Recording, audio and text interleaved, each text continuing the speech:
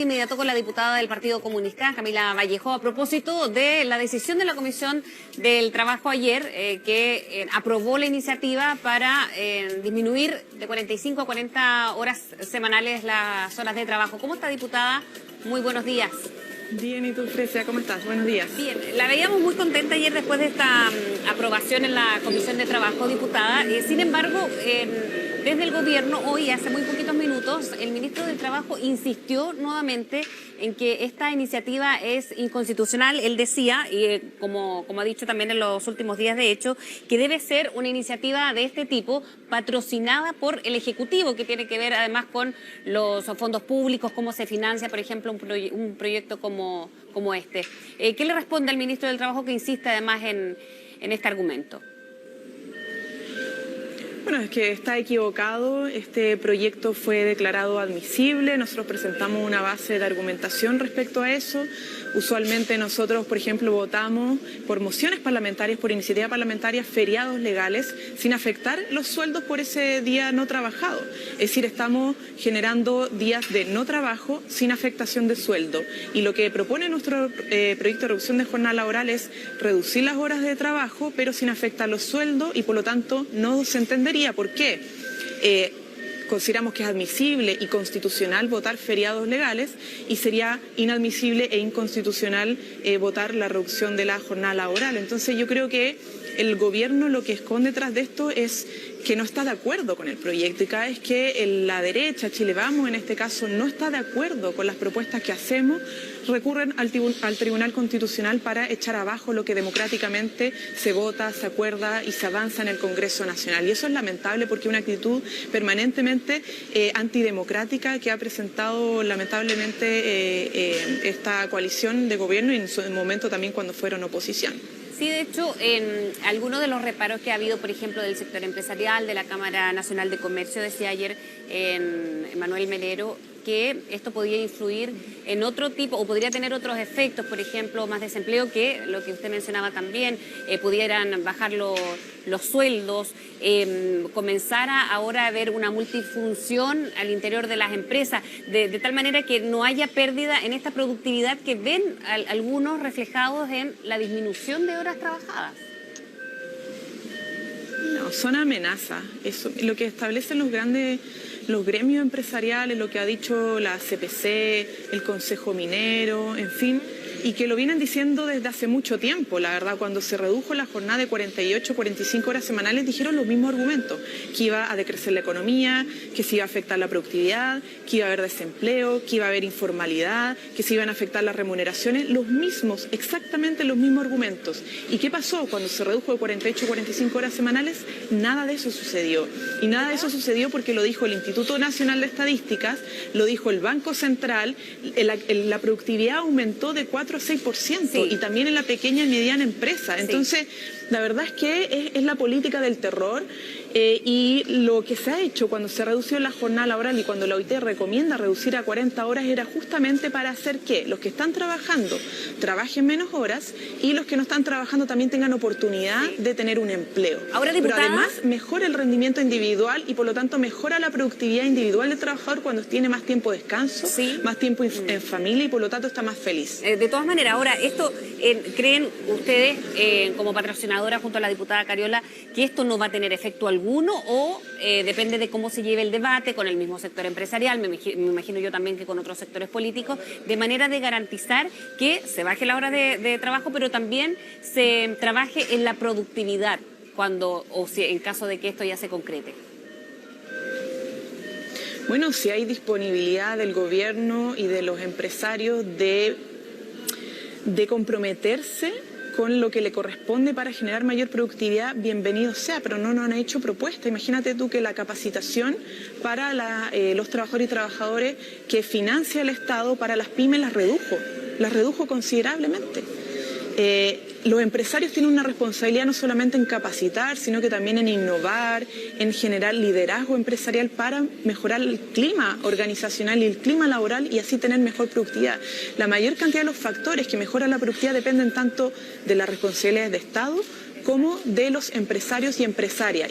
Y lo que corresponde al trabajador tiene que ver con el rendimiento individual y, por cierto, que reduciendo su jornada son más productivos. Ahora, nosotros iniciamos recién la discusión en particular, o sea, votamos solo ahora en general y vamos a discutir ahora en particular, y ahí estamos obviamente abiertos a ver cómo vamos avanzando más. Pero si el gobierno realmente tiene interés de reducir la jornada laboral, bueno, entonces que patrocine la iniciativa, ¿cierto?, sin letra chica, y que por otro lado entregue más recursos a las pequeñas y medianas empresas, que obviamente hay que potenciarlas, fortalecerlas, porque este país tiene que ser el paraíso de las pymes, pero para eso se requiere también de recursos y solo, para terminar, solo el Poder Ejecutivo tiene la facultad de incorporar proyectos de ley que enroguen gasto. Entonces la tarea del gobierno es potenciar más a las pymes. Desde el Ejecutivo también hay otra iniciativa que tiene que ver con la flexibilidad laboral. ¿Hay posibilidad alguna de que ambos proyectos vayan caminando al mismo tiempo o se trabajen al mismo tiempo? Bueno, en la reforma laboral el Ejecutivo la presentó en el Senado, está en el Senado, no se está discutiendo en la Cámara. Entonces, si ellos quieren seguir discutiendo flexibilidad laboral, que vayan al Senado a discutirla, pero nuestro proyecto no habla de precariedad laboral, que es lo que proponen en definitiva el proyecto de gobierno. Nuestro proyecto habla de reducir la jornada semanalmente, y eso es lo que queremos cuidar y resguardar.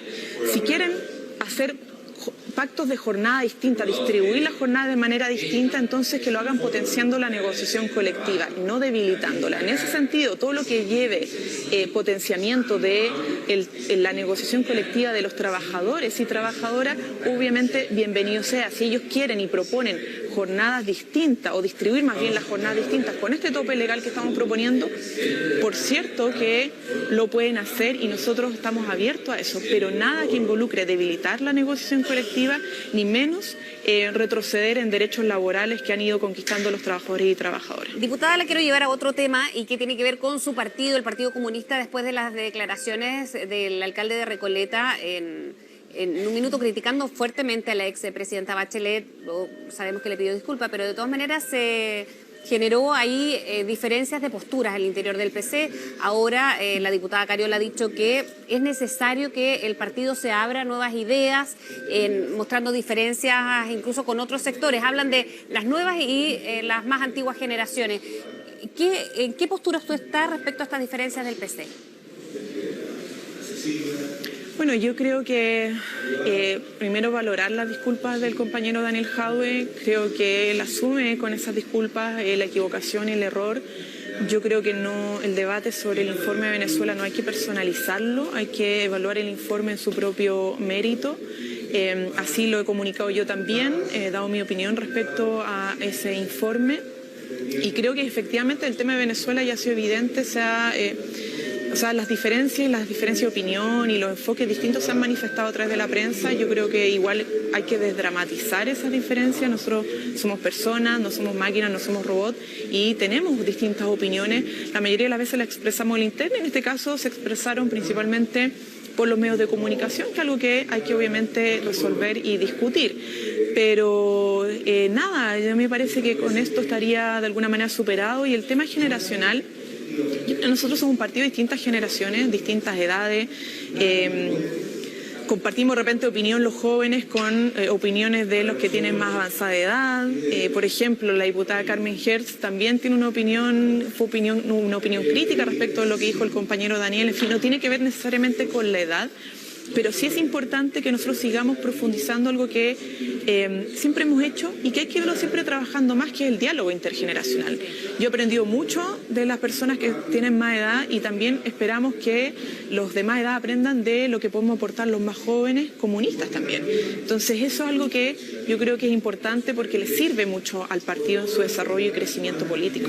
Diputada, ya para terminar... Es una transformación permanente. Sí, esto también es en otro tema respecto estamos con el acto de Fidel Oyarzo. Está empezando el homenaje a Fidel, así que solo una pregunta, solo una pregunta, diputada, en cuanto a los dichos del próximo subsecretario de Educación, Carlos Williamson. Él también hizo una crítica muy fuerte hace algún tiempo del Museo de la Memoria. Él señalaba literalmente que se trata de una brutal mentira, o por lo menos se ha tratado de manipular con esta institución, muy en línea del ex, o de quien fuese por 2 días ministro de Cultura. Ministro de Cultura.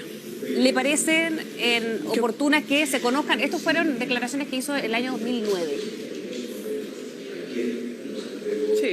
Hace 10 años. Yo, mira, lamento que hayan tantos negacionistas dentro de la coalición de gobierno, porque ¿cómo va a ser posible que no exista alguien que no quiera borrar la historia con el codo? Entonces, sobre todo en la cartera educacional, que es tan importante entender que la memoria histórica es trascendental para entender nuestro presente y evitar que a futuro nos sucedan las mismas cosas que sucedieron durante la dictadura militar.